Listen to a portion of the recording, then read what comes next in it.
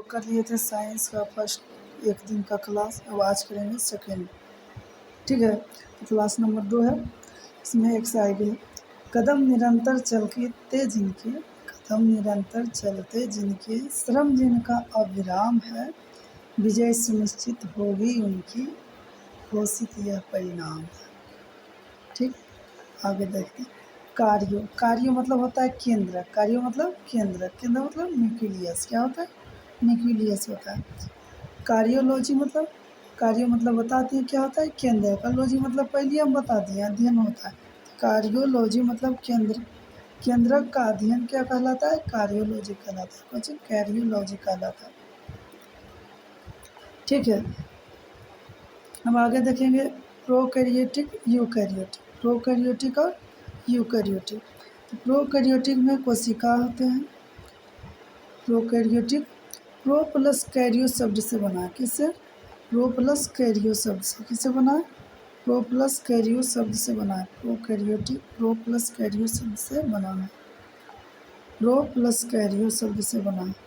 Pro का मतलब होता है केंद्र, प्रो का मतलब आगे होता है, प्रो का मतलब आगे होता है।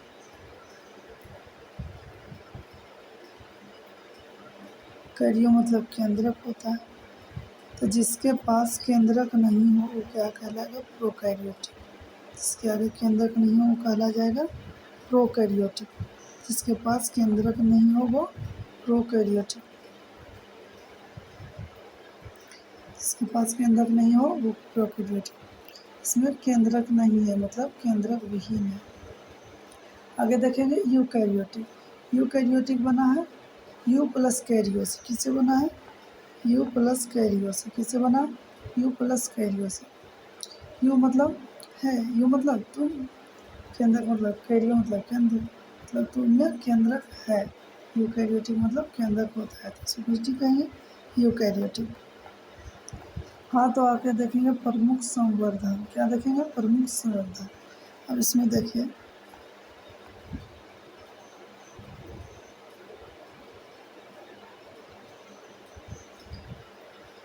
हाँ तो हम लोग देखेंगे प्रमुख संवर्धक, कल्चर देखेंगे, क्या देखेंगे, कल्चर देखेंगे। इसमें देखते हैं सेरीकल्चर, क्या है, सेरीकल्चर, सेरीकल्चर मतलब रेशम की साड़ी, रेशम की साड़ी, रेशम, रेशम किससे बनता है, कीट पालन, अच्छा कीट पालन, रेशम, रेशम कीट पालन, रेशम को कीट पालन, रेशम कीट पालन, इससे रेशम की साड़ी बनता है, सेरीकल्चर कहते हैं।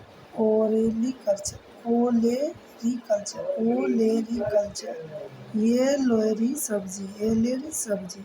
ओलेरीकल्चर मतलब हो रहा है सब्जी का अध्ययन। ओलेरीकल्चर मतलब सब्जी। फ्लोरीकल्चर, फ्लोरीकल्चर मतलब फूल, फूलों, फूलों मतलब फूलों की खेती होता है। फ्लोरीकल्चर मतलब फूलों की खेती। आगे PC culture, PC culture, PC मतलब कची लगी पीसेगा, मसाला पीसेगा, कुछ लगी मछली बनाने के लिए। पीसी कल्चर मतलब मछली पालन, क्या हो जाएगा, पीसी कल्चर मछली पालन। आगे पीसी कल्चर मछली पालन। आगे सिल्वी कल्चर, कची सिल्वी कल्चर, सिल्वी मतलब होता है वन, कुछ होता है वन, तो वनों की खेती करना सिल्वी कल्चर कहलाता है, वनों की खेती करना सिल्वी कल्चर।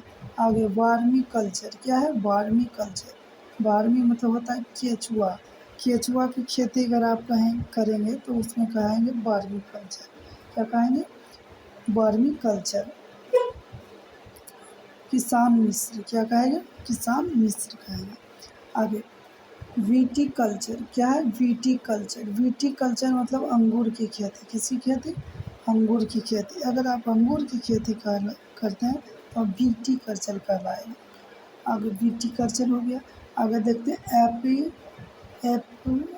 एपीकल्चर, क्या है, एपीकल्चर, एपीकल्चर मधुमक्खी पालन, एपीकल्चर मधुमक्खी पालन, एपीकल्चर। अब आगे देखते हैं बायोलॉजी, बायोलॉजी मतलब क्या है, जीव विज्ञान, बायोलॉजी मतलब है जीव विज्ञान। इसको देने वाला शब्द बायोलॉजी शब्द किसने दिया है, लेमार्क्स प्लस ट्रेविनास ने दिया है, किसने दिया है, लेविनास, लेमार्क प्लस ट्रेविनास ने दिया है। कब दिया है? 1801 ईस्वी में दिया है। कब दिया है? 1801 ईस्वी में। क्या बायोलॉजी सजीवों का अध्ययन बायोलॉजी कहलाता है। सजीवों का अध्ययन बायोलॉजी कहलाता है। बायोलॉजी का जनक किसे कहते हैं? बायोलॉजी का जनक किसे कहते हैं? अरस्तु को। किसको कहते हैं? अरस्तु को। बायोलॉजी का जनक कहते हैं अरस्तु को। बायोलॉजी बायोलॉजी दो प्रकार के होता है। बायोलॉजी को दो भाग में बांटा गया। पहला जूलॉजी और दूसरा है बोटनी। पहला है जूलॉजी, दूसरा है बोटनी। तो जूलॉजी के अंदर आ जाएगा जंतु विज्ञान, और जंतु विज्ञान के जनक कौन है? अरस्तु है। कौन है? अरस्तु है। दूसरा में आ जाएगा बोटनी। क्या आ जाएगा? बोटनी। बोटनी वनस्पति विज्ञान, और वनस्पति विज्ञान का जनक है थियोफ्रेक्टस। क्या है? थियोफ्रेक्टस। हाँ, तो देखिए हम चुनुआ को पा रहे हैं। किसको पा रहे हैं? चुनुआ को। कर दुगो हाथ है, पैर है, तो कैसन दिख रहा है? चिंपैंजी नियर दिख रहा है। कैसन दिख रहा है? चिंपैंजी नियर दिख रहा है। कैसा दिख रहा है? चिंपैंजी की तरह दिख रहा है। ये क्या है? ह्यूमन बॉडी है। क्या है? ह्यूमन बॉडी है। क्या है? Human body. ये शरीर है। क्या है? शरीर है। देखिए शरीर है, तंत्र,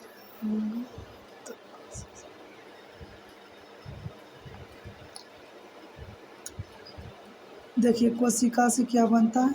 उत्तक बनता है। क्या बनता है? उत्तक। उत्तक से बनता है अंग, अंग से बनता है अंगतंग, अंगतंग से बनता है शरीर। कोशिका से बनता है उत्तक, उत्तक से बनता है अंग, अंग से बनता है, कोशिका से बनता है उत्तक, उत्तक से बनता है अंग, अंग से बनता है तंत्र, तंत्र से बनता है शरीर। मानव शरीर माना क्या है? मकान। मानव शरीर माना क्या है? मकान है। तो मानव शरीर, तो मकान के अंदर क्या होता है? ईंटा। मकान के अंदर क्या चीज़ से बना होता है? ईंटा। शरीर भी तो किसी से बना होता है। किससे बना होता है? कोशिका, सेल से। किससे? सेल से। तो हम समझिए सेल क्या है, कोशिका क्या है। तो आगे देखते हैं study of cell. Study of cell, study of cell मतलब साइटोलॉजी। साइटोलॉजी, साइटोलॉजी किसको कहेंगे? स्टडी ऑफ सेल मतलब सेल का अध्ययन, कोशिका का अध्ययन कहलाएगा साइटोलॉजी। शरीर की संरचनात्मक एवं क्रियात्मक इकाई क्या होती है? कोशिका होती है। शरीर की संरचनात्मक एवं क्रियात्मक इकाई होती है कोशिका। अब कोशिका का खोज किसने किया था? ब्रिचकॉक। ब्रिचकॉक, ब्रिचकॉक। ब्रिच में क्या पाया जाता है? कॉक। खोज किया था रॉबर्ट। खोज कौन किया था? रॉबर्ट। कब किया था? 1665 में। कब किया था? 1665 में किया था। कब किया था? 1665 में। ये जो कोशिका उस रॉबर्ट हुक जो थे, कौन सा कोशिका का खोज किए थे? मृत कोशिका का। कौन सा कोशिका है? मृत कोशिका। मृत कोशिका मतलब माइक्रोग्राफिया। माइक्रोग्राफिया। देखिए सेल कितना प्रकार का होता है? दो प्रकार, एगो जीवित, एगो मृत कोशिका। तो जीवित कोशिका के खोज कौन किए थे? जीवित कोशिका के खोज किए थे ल्यूवेनहॉक। कौन किए थे? ल्यूवेनहॉक। जीवित कोशिका के खोज किए थे ल्यूवेनहॉक। जीवित कोशिका खोज कौन किए थे? ल्यूवेनहॉक। कौन किए थे? ल्यूवेनहॉक। जीवित जीवाणु और बैक्टीरिया की खोज किसने किया था? ल्यूवेनहॉक ने किया था। किसने किया था? ल्यूवेनहॉक। इसमें जीवाणु और बैक्टीरिया आ जाएगा। कौन आ जाएगा? जीवाणु और बैक्टीरिया। कब किए थे? 1674 में। कब किए थे? 1674 में किए थे। कब किए थे? 1674 में। कोशिका के जनक किसको कहते हैं? कोशिका के जनक कहते हैं रॉबर्ट। किसको कहते हैं? रॉबर्ट। कोशिका का सिद्धांत किसने दिया? प्रतिपादन किसने किया? स्लाइडर स्वान, दोनों मिलकर। स्लाइडर और स्वान दो वैज्ञानिक थे, दोनों मिलकर कोशिका का सिद्धांत दिए, प्रतिपादन किए। शरीर में कौन, शरीर किससे निर्माण होता है? कोशिका से निर्माण होता है। शरीर किससे निर्माण होता है? कोशिका से। और कोशिका विभाजन किसके फलस्वरूप होता है? कोशिका का विभाजन होता है नई कोशिका। कोशिका के विभाजन के फलस्वरूप नई कोशिका का निर्माण होता है। कोशिका के विभाजन के फलस्वरूप नई कोशिका का निर्माण होता है। हाँ, तो आगे देखते हैं कोशिका का सिद्धांत का अपवाद कौन है? विषाणु है। कौन है? विषाणु। सजीव में पेड़ पौधा जीव जंतु, सजीव में पेड़ पौधा जीव जंतु, सजीव में आएगा तो पेड़ पौधा जीव जंतु। ये कौन सिस्टम हो गया? सिस्टम गड़बड़ा गया।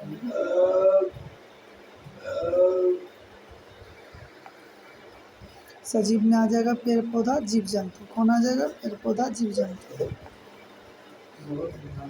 आगे नोट, वायरस विषाणु कोशिका का अपवाद है। वायरस और विषाणु क्या है? कोशिका का अपवाद, कोशिका सिद्धांत का अपवाद, क्योंकि वायरस सजीव और निर्जीव के बीच योजक कड़ी है।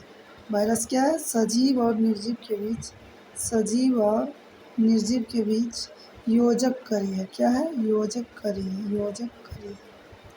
आगे पादप और जंतु के बीच योजक कड़ी कौन है?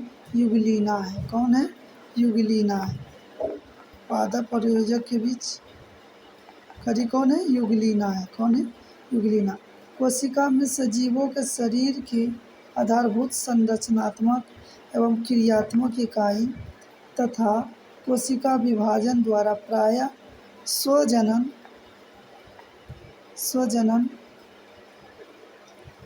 का स्वार्थ रखती है। कौन? कोशिका रखती है। कौन रखती है? कोशिका रखती है। यह जीव विज्ञान की वह शाखा है। जीव विज्ञान किसे कहेंगे? कोशिका विज्ञान किसे कहेंगे? साइटोलॉजी। यह जीव विज्ञान की वह शाखा है जिसमें कोशिका की इसमें कोशिका की संरचना कार्यों का अध्ययन होता है, उसे कहेंगे कोशिका विज्ञान। कोशिका की खोज, डिस्कवरी ऑफ सेल, मतलब कोशिका की खोज किसने किया था? 1665 में। कब? 1665 में रॉबर्ट हुक ने किया था। रॉबर्ट हुक ने किया था। कौन किया था? रॉबर्ट हुक ने किया था। उन्होंने कॉर्क के टुकड़े में कोशिका के बाहरी आवरण को देखा था। कॉर्क का जो टुकड़ा होता है उसके बाहरी आवरण में, मतलब बाहरी परत पर कोशिका को देखा था। इसे कोसा नाम दिया। क्या नाम दिया? कोसा नाम दिया। इसे नाम दिया कोसा। क्या नाम दिया? कोसा, जिसका अर्थ होता है सूक्ष्म कण। जिसका अर्थ क्या होता है? सूक्ष्म कण होता है, जिसका अर्थ होता है सूक्ष्म कण। जीवित कोशिका को सर्वप्रथम 1664 ईस्वी में, कब? 1674 ईस्वी में यूवेन हुक ने देखा था। किसने देखा था? यूवेन हुक ने देखा था। किसने देखा था? यूवेन हुक ने देखा था। जीवित कोशिका को सर्वप्रथम 1674 ईस्वी में यूवेन हुक ने देखा था। कोशिका का सिद्धांत किसने दिया? कोशिका का सिद्धांत का प्रतिपादन किसने? सभी जीव कोशिका उत्पाद से बने होते हैं। प्रतिपादन में सभी जीव जो होते हैं कोशिका व कोशिका के उत्पाद से बने होते हैं। तो हम सभी कोशिका पूर्ण स्थित कोशिकाओं से निर्मित होता है। जितने भी कोशिका होते हैं पूर्ण स्थित कोशिकाओं से निर्मित होता है। वायरस कोशिका सिद्धांत में अपवाद है, क्योंकि वायरस किसी प्रकार का कोशिकीय संगठन उपस्थित नहीं होता है। वायरस में किसी प्रकार का कोशिकीय संगठन उपस्थित नहीं रहता है। हाँ, तो आगे देखते हैं नोट में। सबसे छोटी कोशिका क्या है? माइक्रोप्लाज्मा है। क्या है? इसका आकार होता है 0.3 माइक्रोमीटर। 0.3 माइक्रोमीटर होता है। और सबसे बड़ी कोशिका क्या है? शुतुरमुर्ग के अंडे का। इसका है शुतुरमुर्ग के अंडे का। किसका है? शुतुरमुर्ग के अंडे का। किसका है? शुतुरमुर्ग के अंडे का है। कितना होता है? 70 mm होता है। कितना होता है? 70 mm होता है। कितना होता है? 70 mm होता है। मनुष्य में सबसे बड़ी कोशिका क्या है? न्यूरॉन है। क्या है? न्यूरॉन। सबसे छोटी कोशिका क्या है? सबसे छोटी कोशिका है माइक्रोप्लाज्मा। सबसे छोटी कोशिका माइक्रोप्लाज्मा। और सबसे बड़ी कोशिका है शुतुरमुर्ग का अंडा। और मानव शरीर में सबसे लंबी कोशिका क्या है? न्यूरॉन है। क्या है? न्यूरॉन है। आगे देखेंगे सेल जो कोशिका है दो पद में होता है। कुछ एगो पादप कोशिका होता है, कुछ पादप कोशिका होता है, एगो जंतु कोशिका होता है। एगो पादप कोशिका होता है, एगो जंतु कोशिका होता है। तो पादप कोशिका में कोशिका भित्ति होता है। देखिए जो इस प्रकार का बना हुआ है, ये पादप कोशिका है। क्या है? पादप कोशिका। इसमें रिक्तियाँ होता है, खाली स्थान होता है। इसमें क्या होता है? इससे जो गोल गोल बना हुआ रहेगा ये सब होता है, रिक्तियाँ होता है। इसमें रिक्तियाँ होता है। इसमें कोशिका भित्ति होता है। क्या होता है? कोशिका भित्ति होता है। इसमें कोशिका झिल्ली होता है, जो कोशिका के बाहरी आवरण होता है। इसमें पतला सा झिल्ली होता है चारों ओर, उसको क्या कहते हैं? कोशिका झिल्ली कहते हैं। इसमें केंद्रक भी होता है। इसमें केंद्रक भी होता है। इसमें केंद्रक भी होता है। इसमें केंद्रक भी होता है। इसके अंदर केंद्रक भी होता है। इसमें क्लोरोप्लास्ट भी पाया जाता है। क्या पाया जाता है? क्लोरोप्लास्ट, हरित लवक पाया जाता है। क्या जंतु कोशिका में भी पाया जाता है? अब देखिए, जंतु कोशिका में माइटोकॉन्ड्रिया पाया जाएगा, पादप कोशिका में भी पाया जाएगा। इसमें कोशिका झिल्ली पाया जाएगा, कोशिका झिल्ली इसमें भी पाया जाएगा। इसमें केंद्रक पाया जाएगा, केंद्रक इसमें भी पाया जाएगा। इसमें तारक काय पाया जाएगा। क्या? और इसमें तारक काय नहीं, क्लोरोप्लास्ट पाया जाएगा। ठीक है, आगे देखते हैं। पादप कोशिका में क्या? कोशिका भित्ति होता है, इसमें कोशिका भित्ति नहीं होता है। इसमें कोशिका भित्ति होता है, इसमें कोशिका भित्ति नहीं होता है। इसमें तारक काय नहीं होता है, इसमें तारक काय होता है। देखिए यहाँ पे है तारक काय, इसमें तारक काय नहीं होता है। इसमें रिक्तियाँ होता है, इसमें रिक्तियाँ नहीं होता है। जंतु कोशिका में रिक्तियाँ नहीं होता है। इसमें हरित लवक होता है, क्लोरोप्लास्ट होता है। इसमें हरित लवक नहीं होता है, क्लोरोप्लास्ट नहीं होता है। हाँ, तो आगे पढ़ेंगे कोशिका भित्ति। क्या पढ़ेंगे? कोशिका भित्ति। केवल पादप कोशिका, इसका कार्य क्या है? कोशिका भित्ति का पेड़ को सुरक्षा प्रदान करना। इसका क्या कार्य क्या है? पेड़ को सुरक्षा प्रदान करना। कोशिका भित्ति का काम कुछ है, पेड़ को सुरक्षा प्रदान करना। और पादप कोशिका का सेल्यूलोज, क्या? पृथ्वी पर पाए जाने वाले सबसे अधिक मात्रा में कार्बन पदार्थ है। कुछ कार्बनिक पदार्थ है। क्या है? कार्बनिक पदार्थ की हो जाता है, करता है। हाँ, तो क्या है? सेल्यूलोज क्या है? पृथ्वी पर पाए जाने वाला सबसे अधिक मात्रा में कार्बनिक पदार्थ है। एग्जाम्पल में जैसे ले लीजिए कपास। क्या? कपास। नोट में कवक क्या है? फंगस है। क्या है? फंगस। फंगस या कोशिका भित्ति। क्या है? कोशिका भित्ति। ये किससे बना होता है? काइटिन का बना होता है, काइटिन की बनी होती है। कोशिका भित्ति किसकी बनी होती है? काइटिन की बनी होती है। कोशिका भित्ति काइटिन की बनी होती है। आगे पादप सेल्यूलोज की बनी होती है। पादप जो है किसकी बनी होती है? सेल्यूलोज की बनी होती है। पादप सेल्यूलोज की बनी होती है। पादप किसकी बनी होती है? सेल्यूलोज की बनी होती है। उसके अंदर देखिए ये है कोशिका है। क्या है? कोशिका है। इसके अंदर केंद्रक होता है, इसके बाहरी आवरण से तरह से ढका हुआ रहता है। देखिए इसमें कोशिका द्रव्य पाया जाता है। इसमें लिक्विड जैसा पदार्थ पाया जाएगा, इसको कहेंगे कोशिका द्रव्य कहेंगे। इसका बाहरी परत रहेगा, इसके बाहर में एक झिल्ली पाया जाएगा, इसको क्या कहेंगे? कोशिका झिल्ली कहेंगे। इसका बाहरी आवरण जो रहेगा एक झिल्ली से घिरा हुआ रहता है, इसको कोशिका झिल्ली कहते हैं। क्या कहते हैं? कोशिका झिल्ली।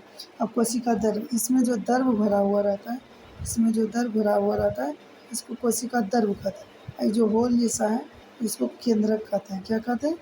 केंद्रक कहते हैं।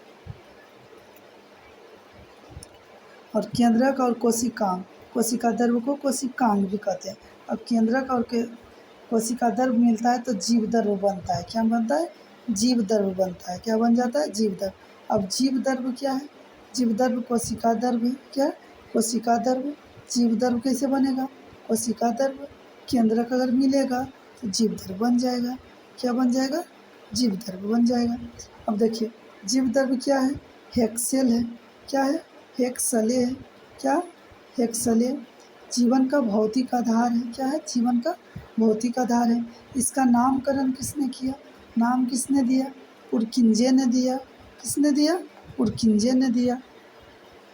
अब देखिए ये कोई क्या है? गोल्जी का है। क्या है ये जो गोल जैसा दिख रहा है ये गोल्जी का है। क्या है? गोल्जी का है। गोल्जी का है। तो इसमें अंतःपरदर्भी जालिका होता है। इसमें अंतःपरदर्भी जालिका होता है, इसमें राइबोसोम होता है। क्या होता है? राइबोसोम। ये खुरदरी होती है। कैसी होती है? खुरदरी, मतलब उपचा खाबर होता है, ये खुरदरी होती है। और क्या? इसमें केंद्रक भी पाया जाता है, इसमें केंद्रक भी पाया जाता है। इसमें माइटोकॉन्ड्रिया होती है, इसमें चिकनी चिकनी मतलब स्मूथ भी होता है, ये चिकना भी होता है, स्मूथ भी होता है। इसमें लाइसोसोम भी पाया जाता है, इसमें तारक काय भी पाया जाता है। किसमें? गोल्जी काय में। ये क्या है? गोल्जी काय है। इस तरीक़ा से जो है ये अंतःपरदर्भी जालिका, इसमें केंद्रक भी रहता है। ये तारक काय है, जो दिख रहा है लाइसोसोम है। यहाँ रहेगा खुरदरा रहेगा, परत बना हुआ रहता है इस तरह से। इसमें खुरदरा और चिकना दोनों रहता है। अब आगे देखते हैं। हाँ, तो आगे देखते हैं माइटोकॉन्ड्रिया क्या है? माइटोकॉन्ड्रिया कोशिका का शक्ति गृह है। माइटोकॉन्ड्रिया को कुछ कहते हैं? कोशिका का ऊर्जा घर। क्या कहते हैं? ऊर्जा घर। कोशिका का शक्ति गृह। ये माइटोकॉन्ड्रिया कैसी है? दोहरी झिल्ली युक्त होती है। कैसी होती है? दोहरी झिल्ली युक्त होती है। माइटोकॉन्ड्रिया में डबल झिल्ली रहती है। दोहरी झिल्ली युक्त क्या है? महक। क्या? महक। महक मतलब माइटोकॉन्ड्रिया, केंद्रक और हरित लवक। महक, महक, महक। महक से याद कीजिएगा।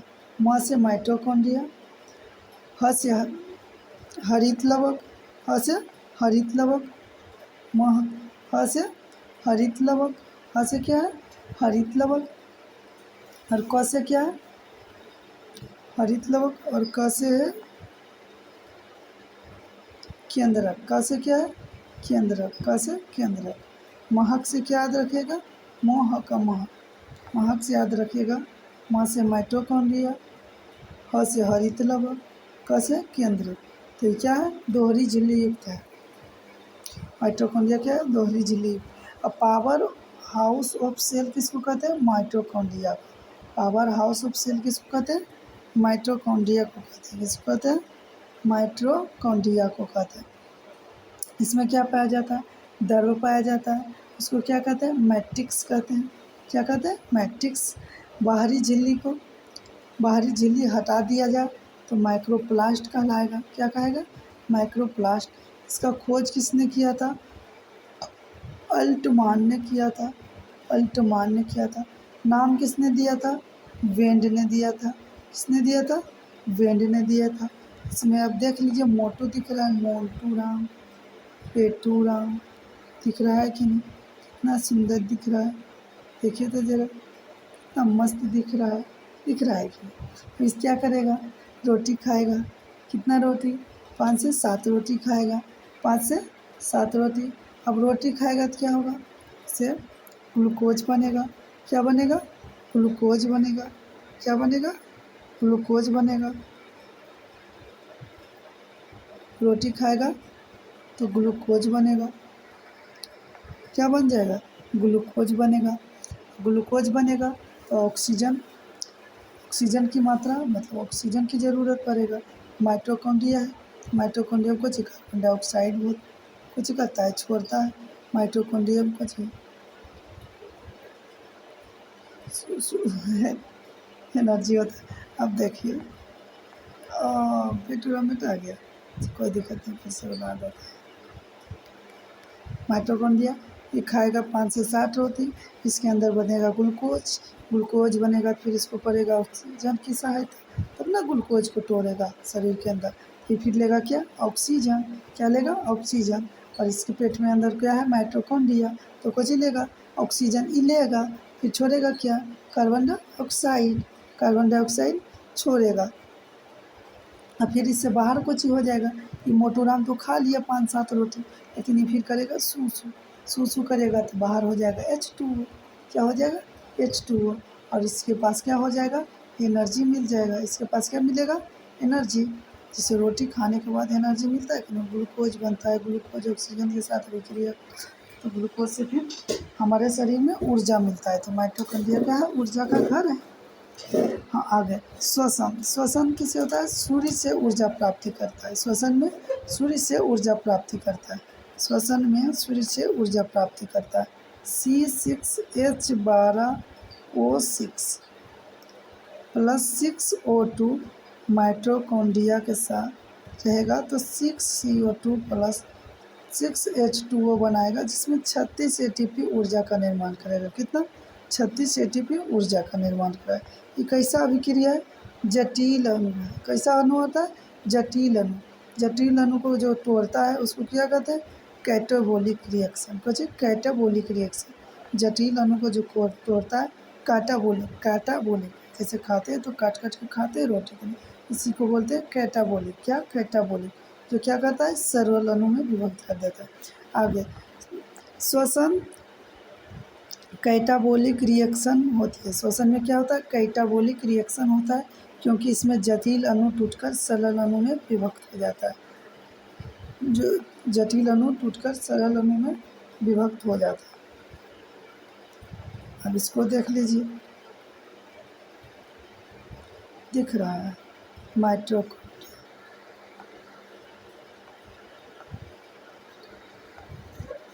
इनमें जाता है जब गड़बड़ा। हाँ, तो आगे देखिए माइटोकॉन्ड्रिया क्या है? माइटोकॉन्ड्रिया क्या करता है? ऊर्जा का संचयन करता है। ऊर्जा का संचयन करता है मतलब एटीपी का निर्माण करता है। किसका? एटीपी का निर्माण। एडोनिन प्लस डाई फॉस्फेट का। किसका? एडोनिन प्लस डाइफॉस्फेट। ये क्या है? एटीपी क्या है? ऊर्जा की मुद्रा है। क्या है? ऊर्जा की मुद्रा है।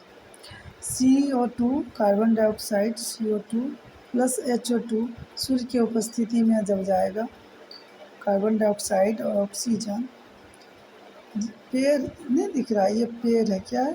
पेड़। जब इस पर सूर्य के प्रकाश पड़ेगा तो CO2 जल लेगा नीचे से, कार्बन डाइऑक्साइड छोड़ेगा, इसके पास तो रहबे करता है, और सूर्य की उपस्थिति में C6H12O6 ग्लूकोज का निर्माण करेगा। ये क्या है? एटोनोबोलिक। एनोबोलिक है। क्या है? एनोबोलिक है। एनोबोलिक है। क्या है? एनोबोलिक। इसमें हरित लवक होता है, वर्ण हरित होता है, या क्लोरोफिल होता है।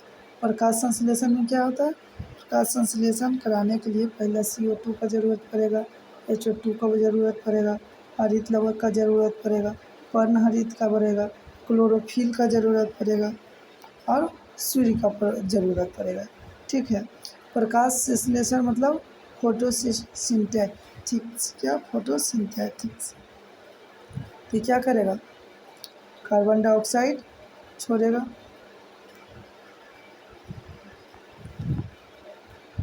ये करेगा। पेड़ क्या करता है?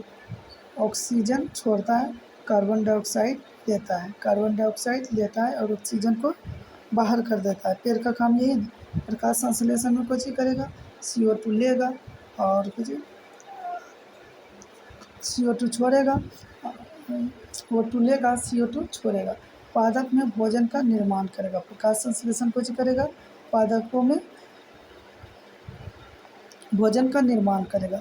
इसमें एक होता है जाइलम, एक होता है फ्लोएम। एक होता है जाइलम, एक फ्लोएम।